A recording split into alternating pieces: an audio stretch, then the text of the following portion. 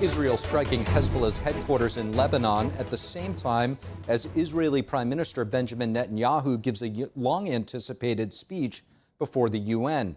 NTD's international correspondent Arian Pasdar brings us an update. Loud rounds of applause from some delegates, but also groups of delegates leaving in protest as Israeli Prime Minister Benjamin Netanyahu arrived at the United Nations on Friday. Netanyahu says he decided to speak at the gathering when he saw that leaders from other nations allegedly spread lies about Israel at the UN meeting. And here's the truth. Israel seeks peace. Israel yearns for peace. Israel has made peace and will make peace again.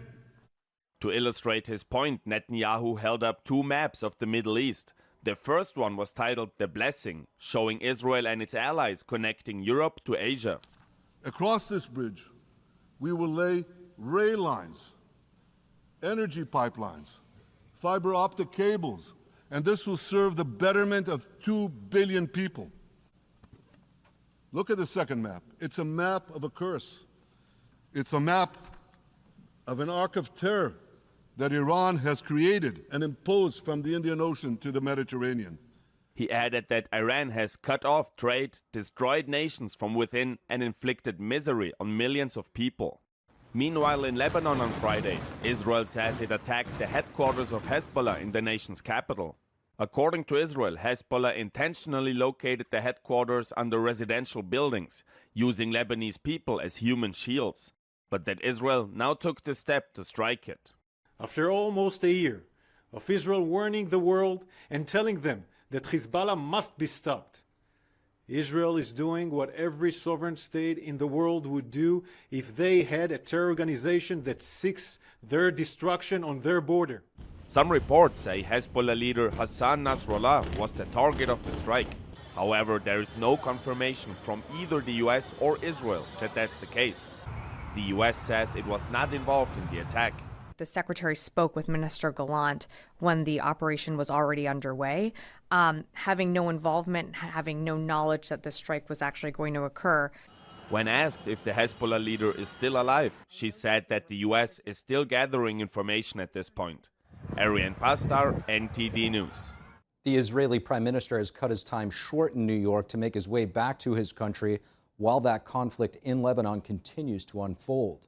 In a breaking development in the Middle East, the United States and the Iraqi government have reached an agreement for the U.S. military to reduce its presence in Iraq by September 2025.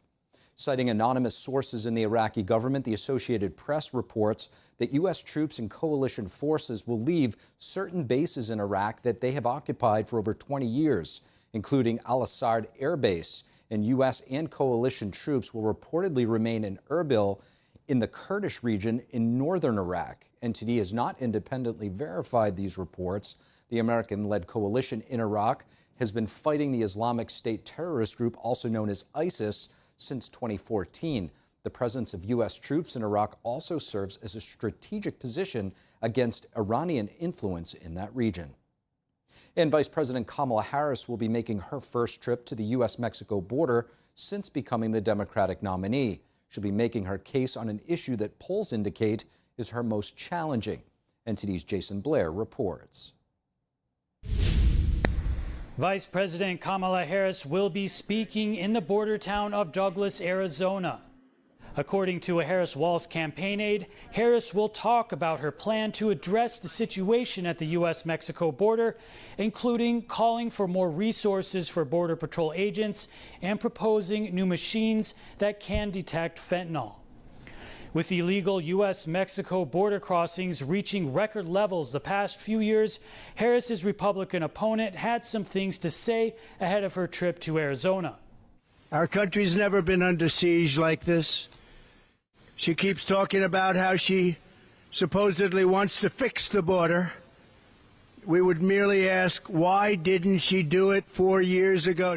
In March of 2021, President Biden tasked Harris with leading the response to border challenges, specifically immigration from El Salvador, Guatemala, and Honduras, which have been significant contributors to illegal border crossings. Harris will also likely highlight how she pushed for a federal immigration bill that failed in Congress after Trump openly opposed it, as well as talk about her past work as California Attorney General. I went after the transnational gangs, the drug cartels, and human traffickers. I prosecuted them in case after case. Harris is scheduled to speak at around 7:45 p.m. Eastern. Reporting in Washington, D.C., Jason Blair, NTD News. Millions without power in Florida and along the southern coast. Hurricane Helene has weakened to a tropical depression as it moves inland, claiming more than 40 lives across 4 states thus far. This evening, it's just south of Louisville, Kentucky. NTD's Christina Corona gives us the latest. This end of this system could stop pretty much right above central Kentucky and dump rain on us all the way through the end of Sunday.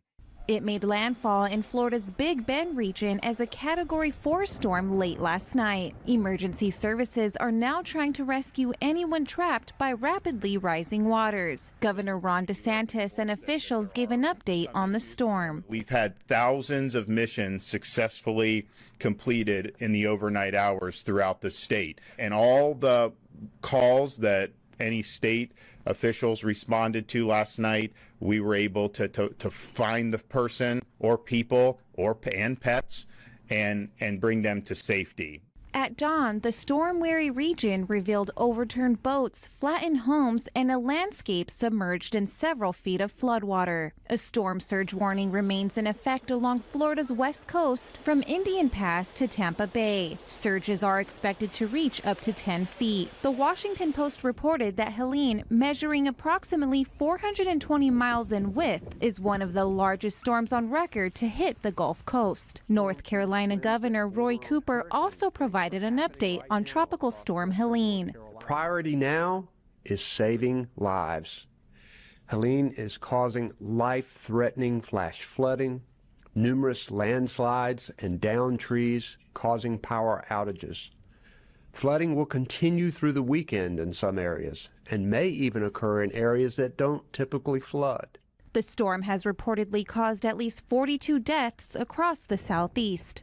Approximately 4 million people in Florida, Georgia, South Carolina, Tennessee, and Virginia are currently without power. There are concerns the outages could persist for weeks. Forecasters predict that Helene will shift northwest and slow down over the Tennessee Valley later today and into Saturday. Christina Corona, NTD News. Thank you for watching the Capitol Report. If you want to see our full broadcast, check us out at epochtv.com.